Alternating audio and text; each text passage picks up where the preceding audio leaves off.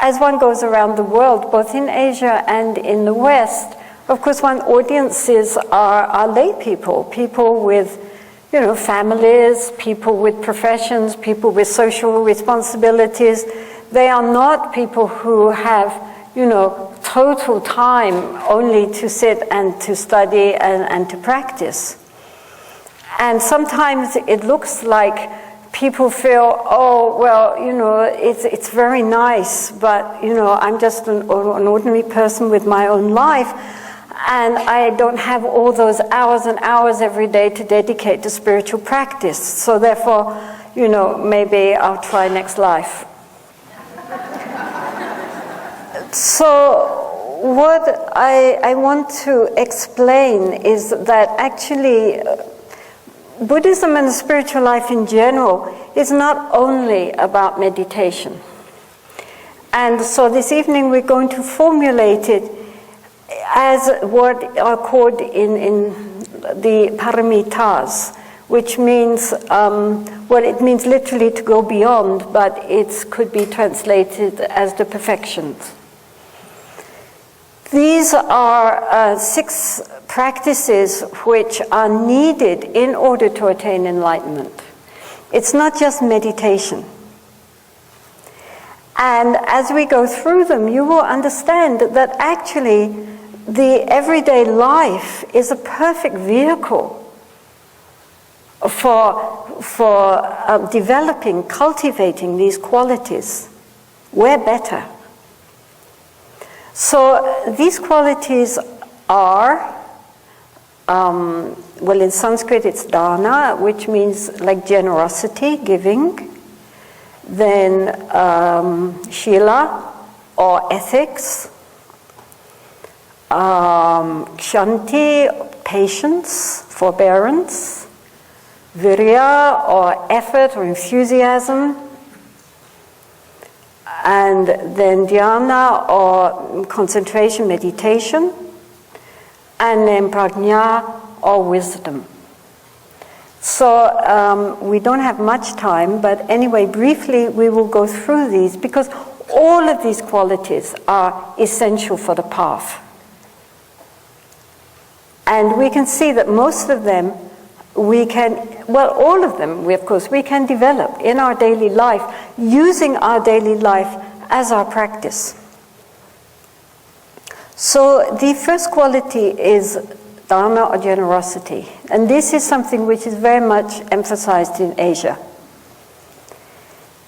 Not only in Buddhist circles, but in all circles, Hindu and Islamic and Christian and Jewish, everybody understands that it's very important to give, to share.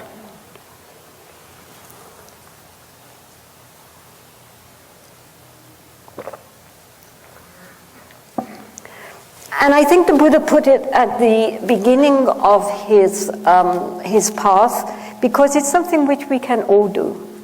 Even if we are very distracted, even if we're not terribly ethical, even if we have many problems on the way, we can still be kind and generous. And of course it doesn't just mean with money and material things, but also with ourselves, with our attention. People need help, we listen. People need consolation, we're there for them. It's a matter of opening the heart. And so this is a very good way to start the spiritual path, is by opening up the heart, as well as the hands. One time when I had these friends who were Sufi, and they had a little son who was about 4 years old at that time. And someone had given him a little box of chocolates. And so he was terribly excited. I mean, he had never in his whole life had a box of chocolates all to himself before. And so he was holding them to his chest.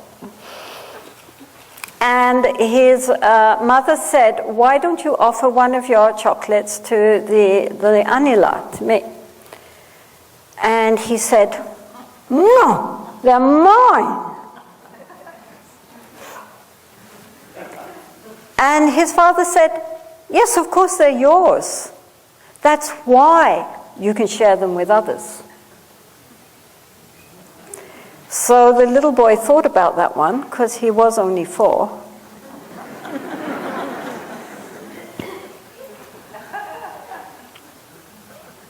Okay, got it. And then he opened his box and he insisted that everyone in the room took a chocolate with great joy. And I thought, what a wonderful lesson to learn so early in life. That we have things so that we can share them with others and give joy to others. Not keep it all to ourselves. If we keep it all to ourselves, then we get like this. Don't you come near my things. These are my things. But if you open up your hands, it opens up the heart. And when we open up our heart, joy arises. So much more joy in giving than in receiving. Right? It is more blessed to give than to receive. Everybody's agreed on that. So this is a very important opening to recognize that the happiness of others is not only in many ways so much more important than trying to always grasp at our own happiness, but that in giving happiness to others, this is the best way for us to also be really inwardly joyful. This is a very important point in our life. That if we spend all our time trying to make ourselves happy, we will just end up desperate. Whereas, as His Holiness the Dalai Lama goes around telling everybody, if you want to be happy, make others happy. If we genuinely are more concerned with bringing happiness to others, then we ourselves will fill like an empty vessel inside us, filling up more and more and more and more as we give and give and give. And as I said, it's not just material things, though material things are important, especially in our society where everybody is encouraged to accumulate more and more. The idea that actually it's so much more fun to give and give and give.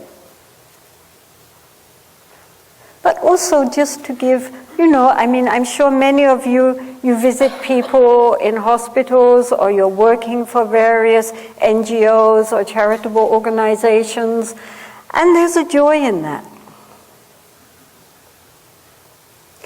In Taiwan, there is a nun called Cheng Yun. I'm looking at the Chinese here to see if I got the pronunciation. And she has an organization called Suchi, which means loving kindness. And millions and millions of people. It's an international organization. And they have big state-of-the-art hospitals and schools, and they go especially for disaster areas. They're one of the first people there helping. But one of the things which she started right from the start was that, these big businessmen and wealthy people, they could not just write checks. She would not accept their money if they didn't come and do something. So she had all these big businessmen, politicians, bankers, out there digging ditches and rolling bandages, visiting the sick and the old, doing things. And it changed their lives. So easy to write a check if you're very wealthy and feel virtuous. But she got them giving themselves. And so it completely transformed their lives.